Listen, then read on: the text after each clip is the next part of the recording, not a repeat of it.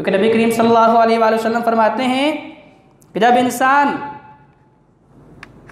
इस ज़मीन के ऊपर चल रहा होता है तो अगर वो अच्छा है तो कब्र उसे पुकार के उसे भी कहती है कि तू जल्दी जल्दी मेरे अंदर आ जा, अना बैतुल ग़ुरबा, मैं अजनबियत का घर हूँ, तन्हाई का घर हूँ, वना बैतुल वहदा,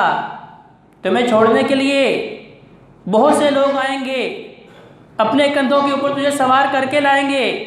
लेकिन मेरे अंदर तुझे अकेले ही उतरना है। वना बैतुत तुराब, और बड़े बड़े खूबसूरत महल्लात में रहने वाले, उसके अंदर हर किस्म की आसाइशों सहूलतों का बंदोबस्त करने वाले, उसके अंदर हर तरह की नेमतों को आराइश करने वाले, अना बैतुत तुराब, मैं मट्टी का घर हूँ, वना बैतुद दूर, और मैं कीड़ों मकोड़ों का घर हूँ। नबी करीम सल्लल्लाहु अलैहि वसल्लम फरमाते हैं कब्र रोज़ पुकारती है, चाहे इंसान अच्छा है चाहे बुरा है। अगर अच्छा इंसान है उसके कब्र में उतरते ही कब्र उसे खुश आमदीद कहती है, अहलन व सहलन व मरहबा, उसे अच्छे तरीके से वेलकम किया जाता है। और कब्र उसे कहती है कि मैं जब तू ज़मीन पे चलता था मुझे बड़ी खुशी होती थी कि तेरा हर कदम अल्लाह की रहमत की तरफ उठता था, तेरा हर कौल अल्लाह के हुक्म के मुताबिक होता था, तेरा हर अमल अल्लाह और उसके रसूल की ताबेदारी में होता था, लिहाजा तूने अपने खालिक व मालिक को राज़ी कर दिया है, तूने अपनी ज़िंदगी का सौदा अपने रब के साथ कर लिया है, लिहाजा हद निगाह तक ज़मीन उसके लिए वसी कर दी जाती है, उसे जन्नती बिछोने अता कर दी जाते हैं, जन्नती लिबास पहना दिए जाते हैं। मुनकर नकीर सवाल करते हैं, बड़ी आसानी के साथ वो इंसान उन सवालों के जवाब दे देता है, और फिर अल्लाह की तरफ से ऐलान होता है कि अभी इसको अब ऐसे सोने दो जैसे पहले दिन की दुल्हन सोती है, जिससे कोई कामों की फ़िक्र नहीं होती, जिसे कोई मलाल नहीं होता, जिसे कोई गम नहीं होता। अब उसे मैदान महशर में अल्लाह तबारक व तआला ख़ुद ही बेदार करेंगे और अपनी रहमत के ज़रिए, हिसाब यसीर के ज़रिए दाएं हाथ में नामा अमाल थमा के जन्नत का वारिस बना देंगे। लेकिन ज़्यादा जीवकार एक दूसरा आदमी जिसने सारी ज़िंदगी अल्लाह की नाफरमानी में गुजार दी, अल्लाह की बगावत में गुजार दी, अल्लाह को नाराज़ करने में गुजार दी, हर वो अमल जिसके ज़रिए अल्लाह ने साबिक़ा कौमों को तबाह बर्बाद किया, उनके ऊपर अजाब नाज़िल किए, उन्हें अजाब के ज़रिए तबाह बर्बाद कर दिया, इबरत का निशान बनाया। अब ये सारे काम करने वाला ऐसा बागी, रब का नाफरमान, जब उसकी रूह निकलने का वक़्त आता है, फरिश्ते उसकी रूह निकालने के लिए जहन्नमी लिबास लेकर जहन्नम से निकलते हैं, उसकी बदबू पूरी रूह ज़मीन के ऊपर फैल जाती है, और फरिश्ते कहते हैं कि इतनी बदबू कहाँ से आ रही है? तो फरिश्ते बताते हैं कि जहन्नमी लिबास लेकर जा रहे हैं रब के नाफरमान की रूह कब्ज़ करने के लिए, रब के नाफरमान की रूह कब्ज़ करने के लिए। अब जब उसकी रूह कब्ज़ करने के लिए उसके पाँव जानिब खड़े होते हैं और रूह को बाहर बुलाते हैं, तो रूह को पता है कि मेरे साथ होने क्या वाला है। वो इंसान जो आज ये सोच रहा है और मरने के बाद क्या होना है, मरने के बाद किसने दोबारा ज़िंदा होना है, मैंने कहा अपनी ज़िंदगी का हिसाब देना है। अब वही फरिश्ते जब उसकी रूह खींचने के लिए पाँव की जानिब खड़े हैं, रूह अंदर की जानिब भागती है। नबी करीम सल्लल्लाहु अलैहि वसल्लम ने नक्शा कशी की, फरमाया कि फिर रूह को घसीटा जाता है, खींचा जाता है, और वो इस तरह छीतरे छीतरे हो जाती है, इस तरह फट जाती है जैसे आप एक काटन के मुलायम कपड़े को खारदार झाड़ी के ऊपर डालते हैं और फिर आप उसे खींचते हैं, जैसे कांटे उस कपड़े को फाड़ देते हैं, तबाह बर्बाद कर देते हैं। यही हशर उस रूह का होता है। और फिर उसे जब कब्र के अंदर डाला जाता है और मुनकर नकीर के बड़े आसान से सवाल कहते जी बकार, आज जो पढ़ने पढ़ाने वाले लोग हैं उन्हें पता है कि हर बंदा इम्तिहान से डर रहा होता है, और डरने की वजह क्या होती है कि पता नहीं होता कि इम्तिहान में कौन से सवाल डाल दिए जाएँ। लेकिन हज़रत जी बकार, ये अल्लाह का इम्तिहान बड़ा निराला है कि अल्लाह तबारक व तआला ने वो सारे सवाल जो कब्र में और हशर में पूछने हैं अल्लाह ने सारे बता दिए हैं, लेकिन अफसोस कि हमें उसकी तैयारी की फ़िक्र नहीं है। अब मुनकर नकीर सवाल करते हैं, बता तेरा रब कौन था? तो ज़ात जुकार हमने तो अपना रब शैतान को माना हुआ था, शैतान की बंदगी कर रहे थे, शैतान को खुश कर रहे थे। मुनकर नकीर सवाल करते हैं, बता तेरा नबी कौन था? तो हमने तो यहूद व नसारा को, उनकी पैरवी करने को अपने लिए निजात का ज़रिया समझ लिया हुआ है। मुनकर नकीर सवाल करते हैं, बता तेरा दीन क्या है, तेरा मज़हब क्या है? तो ज़ात जुकार जिन्होंने सारी ज़िंदगी कभी नमाज पढ़ी नहीं, कुरान को हाथ लगाया नहीं, अल्लाह उसके रसूल की ताबेदारी के बारे में उनके जहनों में कभी फ़िक्र पैदा हुई नहीं, कभी एहसास नदामत पैदा हुई नहीं, तब वही कब्र, जब ये आदमी ज़मीन पे चलता था तो कब्र उसे भी पुकार के ये कहती थी कि मैं वहशत का घर हूँ, मैं तन्हाई का घर हूँ, मैं मट्टी का घर हूँ, मैं कीड़ों मकोड़ों का घर हूँ। और जब ये आदमी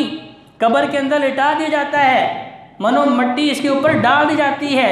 मुनकर नकीर के सवालों के जवाब देने की सकत इसके अंदर मौजूद नहीं होती, तो फिर कब्र इसे ऐसे दबोचती है। नबी करीम सल्लल्लाहु अलैहि वसल्लम ने अपने हाथों का ऐसे करके दिखाया, फरमाया कि पसलियाँ ऐसे उसे के अंदर दाखिल हो जाती हैं, कब्र को इतनी सख्ती के साथ मिला दिया जाता है, और कब्र के अंदर 70 सांप और 70 बिच्छू जो है अल्लाह की तरफ से मुसल्लत कर दी जाते हैं। अल्लाह ताला हम सब को अज़ाब कब्र से महफूज रखे और अपनी कब्र और हशर की तैयारी करने की तौफीक दे दे। फरमाया, वो नबी अलैहिस्सलाम फरमाते हैं कि वो सांप और बिच्छू इतने जहरीले हैं, उनका जहर इतना ज़्यादा है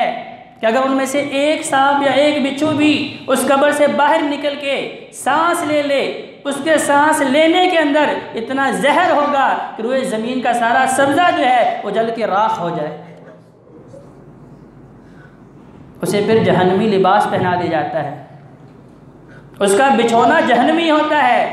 उसका लिबास जहन्नमी होता है, और जहन्नम में जाने से खिड़की खोल दी जाती है और मैदान महशर तक वो इंसान इसी तरह अजाब के अंदर जो है मुब्तला कर दिया जाता है। हत्ता ज़ुरतुमुल मक़ाबिर, इसलिए नबी अलैहिस्सलाम ने फरमाया कि लोगों, मैं तुम्हें पहले मना करता था कि कब्रिस्तान में ना जाया करो, लेकिन अब मैं तुम्हें हुक्म दे रहा हूँ फ़ज़ूरूहा, कि कब्रिस्तानों में जाया करो, ताकि तुम्हें पता चले कि हमारा भी ठिकाना यही है, हमने भी यहीं आना है, हमारे प्यारों ने भी हमें यहीं छोड़ के चले जाना है। हज़रत जीवकार ज़िंदगी में वही हमारे प्यारे, जिनकी खातिर हम ना हलाल की तमीज़ करते हैं ना हराम की तमीज़ करते हैं, जिनकी ख्वाहिशात पूरी करने के लिए दिन भर रात हमने एक किया हुआ है, उन्हीं प्यारों के लिए अपनी खुशी गमी तक कुर्बान कर देते हैं, बीमारी तक की परवाह नहीं करते। लेकिन वही इंसान, वही बाप, वही बड़ा भाई जब मौत के आगोश में उतरता है तो भाई गुस्ल देने के लिए भी तैयार नहीं होते, बेटे गुस्ल नहीं दे रहे होते, उस मैयत से डर रहे होते हैं। वही बाप जिसके सामने अपनी ख्वाहिशात का अंबार लगा देते हैं, सारा दिन रात से चिमटे रहते हैं, जिसे मजबूर कर देते हैं कि वो हलाल भी कमाए हराम भी कमाए, लेकिन जैसे ही वो बंदा मौत की आगोश में उतरा है, अब इतनी हिम्मत नहीं है कि अपने वालिद को गुस्ल भी दे सके, उसका लिबास भी फाड़ के उतारते हैं। और जब उसे कब्र में उतार दिया जाता है तो वही इंसान जो अपनी औलाद के लिए रब की नाफरमानी करता है, अपनी औलाद के लिए हराम लुकमा भी कमा रहा होता है, जब उसे मिट्टी में डाल दिया जाता है, अभी उसका कफन भी मैला नहीं होता, अभी उसकी कब्र की मिट्टी भी जो है खुश्क नहीं होती, उसी मालो जर के लिए उसकी औलाद एक दूसरे के खून के प्यासे बने होते हैं। तो जाते जीवकार ये मुशरिकीन मक्का की तरह दुनिया की कसरत के पीछे ना भागते रहें, अपनी औलाद को बताएं कि थोड़े के अंदर शुक्र करें तो अल्लाह और ज़्यादा देगा, हलाल के अंदर बरकत है। अपनी औलाद की तरबियत इस अंदाज से करें कि आपके मरने के बाद आपको गुस्ल खुद दें और आपके लिए जनाजे का एहतमाम खुद करें, आपके लिए हाथ खुद उठाएं। उन्हें ये ना हो कि किराए के लोग मंगवा के कहें कि इनके लिए आप दुआ कर दें। हत्ता ज़ुरतुमुल मक़ाबिर, जाते जीवकार हमें ये तो याद है कि हमने माल की फरावानी हासिल करनी है, औलाद की फरावानी हासिल करनी है, फैक्ट्रियाँ कारखाने बढ़ाने हैं, बड़े बड़े महल्लात बनाने हैं, कोठियाँ कारखाने फैक्ट्रियाँ दुकानें बनानी है, लेकिन हमें ये नहीं पता कि नबी करीम सल्लल्लाहु अलैहि वसल्लम फरमाते हैं इंसान का माल क्या है। सारी ज़िंदगी ये कहता है माली माली माली, मेरा माल मेरा माल मेरा माल। जीवकार इंसान का माल है क्या? नबी अलैहिस्सलाम फरमाते हैं जो उसने खाया, जो उसने पहना, या जो उसने अल्लाह की राह में सदका करके अपने लिए ज़ख़ीरा आखिरत बना लिया, मैं उसका माल सिर्फ वही है बाकी जो पीछे रह जाता है वो तो वारिसों का है। सलमान फ़ारसी रज़ी अल्लाह ताला अन्हु बादशाह के बेटे हैं, शहज़ादे हैं फ़ारिस के। जाओ हशमत छोड़ी, इज़्ज़त व तौक़ीर छोड़ी, दुनिया की जो ज़ाहिरी आसाइशें सहूलतें थी वो सब कुछ छोड़ी, लुटे पुटे नबी करीम सल्लल्लाहु अलैहि वसल्लम की तलाश में मदीना पहुँचे। और बिलाखिर जब सितारे फ़ानी से रुखसत हो रहे थे तो रो रहे थे। लोगों ने पूछा हज़रत क्यों रो रहे हैं? फरमाया कि मेरी विरासत में 1 दिरहम है। कहा कि आप इसलिए रो रहे हैं कि आप अपने वरासा को माल कम दे के जा रहे हैं? फरमाया नहीं नहीं, मैं इसलिए नहीं रो रहा कि मैं अपने वरासा के लिए माल कम छोड़ कर जा रहा हूँ, बल्कि फरमाया मैं इसलिए रो रहा हूँ कि अगर मेरी औलाद ने उस 1 दिरहम को किसी गलत जगह पे सर्फ कर दिया तो रब की बारगाह में सलमान फ़ारसी जवाब क्या देगा? आज माल खर्च करते वक्त ना हमें एहसास है और ना हमें ये एहसास है कि हमारे मरने के बाद जो माल मैंने कमाया है मेरी औलादों से खर्च कहाँ करना है। अल्लाह तबारक व तआला कुरान में भी इसी हकीकत को बयान फरमा रहे हैं कि इल्मू अन्नमल हयात दुनिया लाइबुन व लहव व ज़ीनतुन व तफ़ाख़ुरुन बैनकुम व तकासुरुन फ़िल अम्वालि वल औलाद। सूरह हदीद आयत नंबर 20 के लोगों ने भी मकसद हयात यही समझ लिया है कि बस वो खेल तमाशे में ज़िंदगी गुजार लें या खूबसूरती इख्तियार करने में कि ये लिबास अच्छा नहीं लग रहा और ले ले, ये जूता अच्छा नहीं लग रहा और जूता ले लें। व तफ़ाख़ुरुन बैनकुम, और लोगों में फ़ख्र व गुरूर करें। दुनिया का मकसद सिर्फ ये समझ लिया है कि एक दूसरे के ऊपर फ़ख्र व गुरूर करे। व तकासुरुन फ़िल अम्वालि वल औलाद, और लोगों के ऊपर अपनी औलाद और अपने माल की कसरत की वजह से एक दूसरे को कमतर जाने और अपने आप को बेहतर और आला समझे।